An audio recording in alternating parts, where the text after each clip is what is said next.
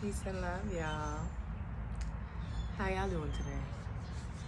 So today I just felt called to make some content. And the message that is coming to me right now is learning to, or not learning, let me fix that. Because at this point in our phase, we know, we have a knowing, right? So it's more adapting and choosing. So I'll say choosing to fight fight the anxious needs, right? So today my daughter was not feeling well, and my immediate thought was like, I have to go to work. Like, rent is coming up, I gotta go to work. I have customers, I gotta go to work, right? And she was not feeling well. She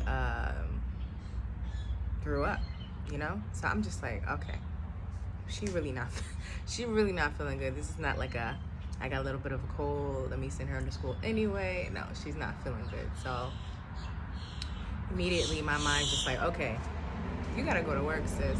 Like, you didn't go to work this day, this week, and you run your own business, so you gotta show up. And I'm trying to think of ways that I can go to work. I'm even asking her, like, are you sure? Even though she threw up already, right?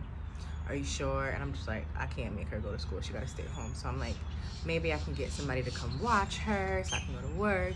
Mind you, I live in a space where my family is not present, so I don't have many resources. And I'm just like, okay, what can I do so that I can go to work and she can stay at home? And today I did not give myself time to have my morning meditation, to come out and calm myself and slow down.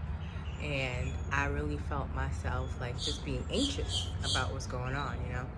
I'm like, my baby girl, she don't feel good, so she gonna stay home. And I decided to just stay home too, right? And I called and I rescheduled with my customers because thank God I do have my own business and I can do that. And instead of being frustrated, I just showed gratitude that I was able to do so. I even thought about, like, asking my neighbor if she can watch her, or asking my friend if she can watch her. But baby girl is throwing up, pooping, something is going on, right? So I'm like, all right, we just gonna stay home. And she was upset too because they had something going on at her school this evening and we wanted to go. And I'm like, listen, if you're not feeling good, we can't go. And for her to say, okay, I'll stay home, lets me know, this is definitely staying home. So this leads me to the topic that I want to talk about today, because feeling like we are in a more mature phase of our journey, we are allowed to make mature decisions, and after we make those choices and those decisions, we can then show gratitude for the ease that comes. I feel like in the past, if I've decided to stay home, I would be very anxious about staying home, and I would really, really try to figure out how to make it work. But now, in this phase of my reality, I am okay with letting things just go, right? Detaching, right? The art of detaching. So I decided to just slow my day down. And you know what's funny? I've been experiencing a lot of the people in my circle not resting when, like, spirit is telling them to rest, or their body is telling them to rest. They're not resting. And what's happening is it's causing like extreme exhaustion and fatigue and all this other stuff. And they're often like, I don't know what it is, blah, blah, blah. I'm like, your body is telling you, you need to rest, my love. So rest. And some will lose their voices. That even happened to me. So we are still in the winter season, And though I live in Florida, it's still winter. You know what I mean? And this is the time when animals hibernate. And I think that, or I know that as humans, we move so much that it's like, I want to say, a sin to rest.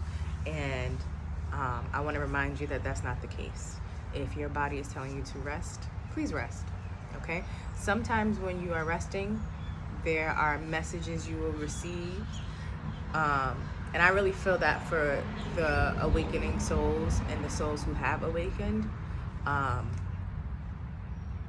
through what rest, we receive messages and downloads and a lot of different things, maybe the next step that we're supposed to do. And when we can't rest, or when we don't rest, it's hard to hear those messages. So if you are in a season where you need to fight your anxiousness, I encourage you just to rest. Breathe through it. Take deep breaths. We don't breathe enough. And it's time to embrace that. I decided to come outside today, and I'm in front of my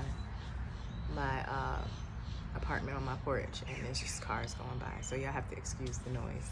But so I decided through my resting time to make some content, because that is something that I want to do.